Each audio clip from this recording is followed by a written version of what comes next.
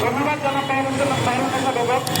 এবারে কিছু বলার জন্য অনুরোধ জানাচ্ছি বরিশালের তিনি আমাদেরই গুরু, আমি সাংবাদিকতা করি, আমি তার সাথে আসি বরিশাল সাংবাদিক করা যায়। আপনি রাজনীতি করেন, সমাজনীতি করেন, আপনি কোন থেকে রাজনীতি করে আসছেন, আপনার একটি ভাবমূর্তি আছে। সেই ভাবমূর্তি আপনাকে কেন মেলান করে দিচ্ছে সেটা আমাদের গুরুত্বপূর্ণ নয়।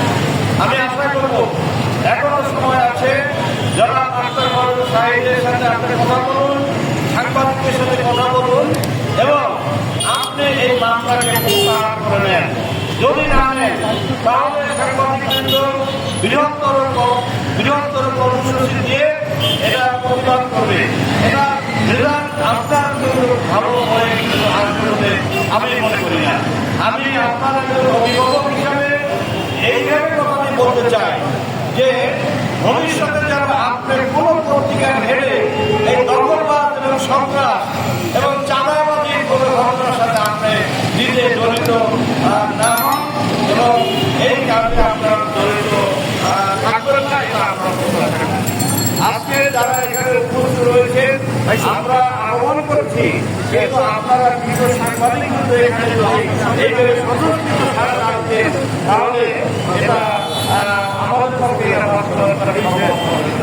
আপনাদের সবাইকে ধন্যবাদ জানাই।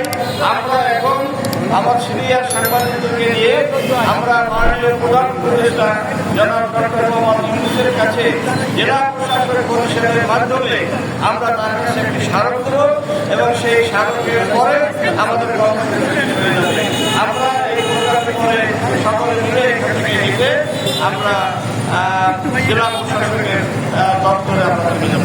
আপনাদের সবাইকে ধন্যবাদ জানাই, মোবারকবাদ জানাই এবং সাংবাদিকদের বিরুদ্ধে ভবিষ্যতে যদি কোনো মামলা হয় তাহলে আরো